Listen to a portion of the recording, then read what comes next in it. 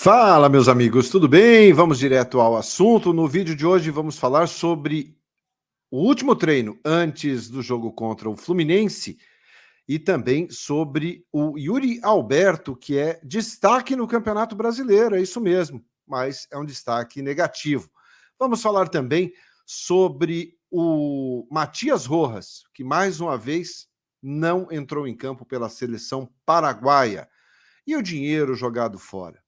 Tanto dinheiro no Corinthians indo pelo ralo. Eu conto os detalhes para vocês depois da vinheta. Eu sou Ivan Andrade, você está no 12 em Campo. Seja muito bem-vindo. Se inscreva no canal e bora falar de Corinthians.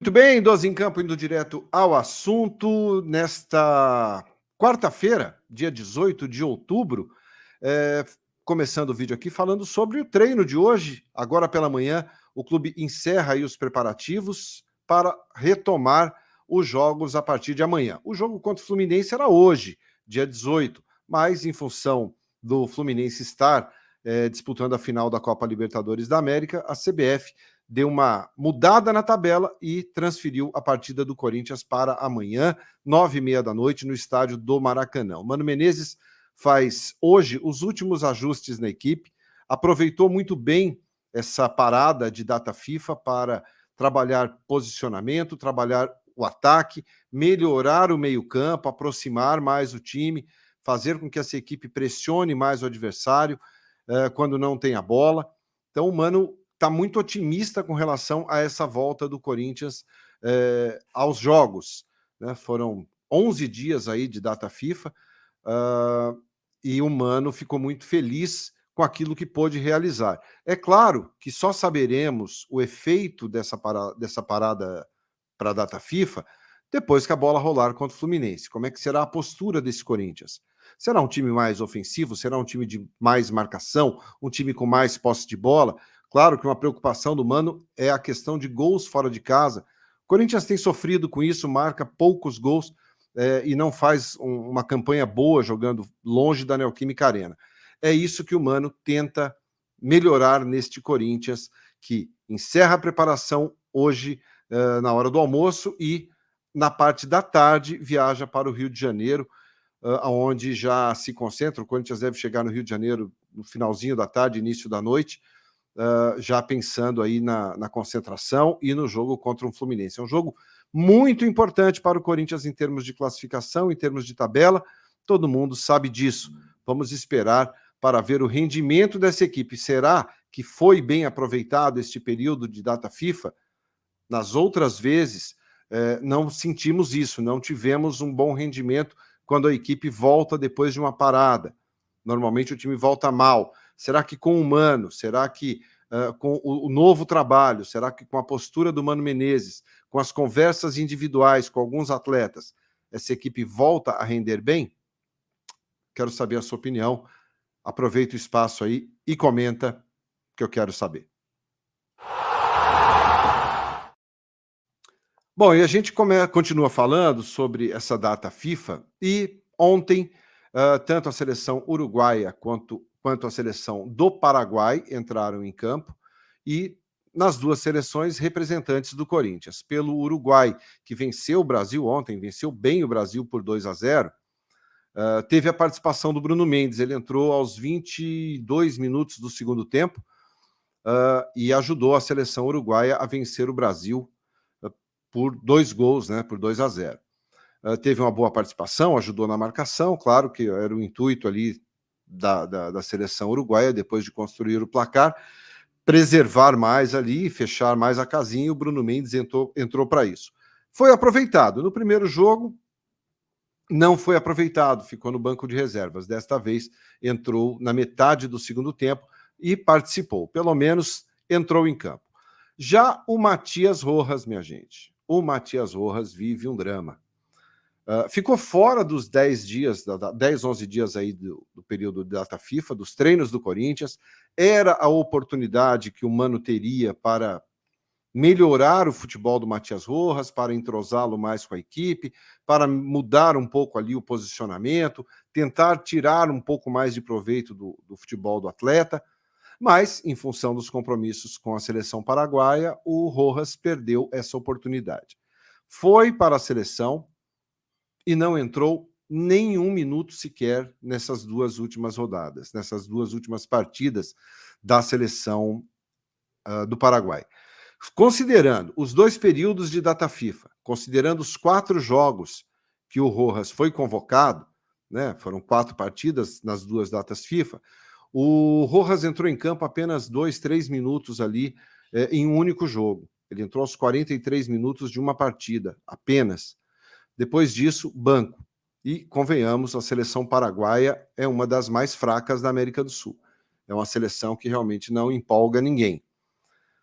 E o Rojas não consegue ter espaço na seleção paraguaia. Claro que isso é uma preocupação para o Corinthians, é uma preocupação para o Mano Menezes, que se o jogador atua, se o jogador tem um bom rendimento, ele também ganha confiança. Agora, a preocupação do Mano é como aproveitar o Matias Rojas no time titular do Corinthians, sendo que o jogador não é titular na seleção paraguaia, perdeu os treinos. Como que você encaixa o jogador nesse contexto? Né? Tem jogador atuando ali, o Mano tem feito o trabalho e colocado 11 jogadores, 11 possíveis titulares. Nesses 10 últimos dias, o Rojas ficou fora desse trabalho. Será que o Rojas vai virar uma opção no Corinthians e chegou com status de resolver, chegou com status de grande jogador, chegou com status de um jogador de muita qualidade? Será que vai para o banco? Será que vai ter que esperar uma oportunidade? Ou o Mano vai acreditar no futebol dele e colocá-lo para jogar? A gente ainda tem que ver essa logística, se tanto o Bruno Mendes quanto o Matias Rojas voltam a tempo para poder, né, seguir ao Rio de Janeiro. Né? A última vez que aconteceu isso, o Rojas não viajou e o Bruno Mendes foi direto do aeroporto para a viagem do Corinthians. Ele aguardou a delegação do Corinthians no próprio aeroporto. Se eu não me engano, quanto Fortaleza. E o Matias Rojas não. Por uma questão de logística, ficou fora. Ainda não se tem informação se os dois viajarão para o Rio de Janeiro para esse jogo contra o Fluminense. Vamos aguardar na parte da tarde se o Corinthians vai divulgar ou não a lista dos jogadores relacionados. Mas é sempre uma grande preocupação um jogador não participar dos treinos, não ser aproveitado na sua seleção. O Rojas vive realmente um momento ruim no Corinthians em termos de afirmação. Aproveita o espaço, comenta aí, você acha que o Rojas ainda vai dar alegrias à torcida do Corinthians ou realmente não? O futebol dele é esse que a gente está vendo. Aproveita o espaço, comenta que eu quero saber. Para a gente finalizar esse vídeo, vamos falar sobre um outro assunto agora, né? Sobre dinheiro. Dinheiro jogado fora, dinheiro jogado no ralo, dinheiro jogado no lixo. O Corinthians ontem, né, pagou lá uma parte mais uma parcela da Caixa Econômica, né? Pagou mais 25 milhões de reais, somando aí, fechando esse ano das 75 milhões até agora. Ainda falta uma parcela de mais 25 milhões que deverá ser paga até o final da temporada. Mas o Corinthians cheio de dívidas, né? Estima-se que a dívida feche em 892 milhões de reais na temporada 2023, o que está sendo até comemorado por integrantes da diretoria, né, sendo que esperava um pouco a mais, né, para 2023. É uma dívida que está reduzindo aí na casa dos 2% nesta temporada, neste ano de 2023. Bom, mas o que chama atenção não é nem a redução da dívida, é quanto o Corinthians está pagando de juros, jogando fora um dinheiro que poderia ser muito útil. O Corinthians está pagando, só para que vocês tenham uma ideia, 131 milhões de reais só com despesas financeiras para impedir que a dívida aumente. Não é que ele está abatendo a dívida com esses 131 milhões. 131 milhões de reais só para que a dívida não aumente, ou seja, pagando juros, pagando ali todos os encargos financeiros, para que a dívida não cresça ainda mais. Um comparativo, o Corinthians vendeu na temporada 2023 8 jogadores e arrecadou 190 milhões e 500 mil reais. O Corinthians faturou com vendas de atletas, de 8 atletas, 190 milhões e 500 mil reais aproximadamente. E gastou só de juros 131 milhões de reais. Fecha a conta para você? São quase... só os juros dessa dívida aí dá quase 69% do que o clube arrecadou com vendas. É muita coisa. Então, mostra que eu não vejo motivos, pessoalmente, para comemorar a redução de uma dívida em 2%, aonde um clube paga 131 milhões de dívidas e arrecada 190 milhões em venda, né, de atletas. Então, na teoria, é tudo muito bacana. Batemos a meta de vendas, batemos a meta disso, batemos a meta daquilo, mas, na minha visão, a conta não é das mais bonitas. Um clube vende 190 milhões e gasta 131 milhões em juros, apenas para a dívida não subir.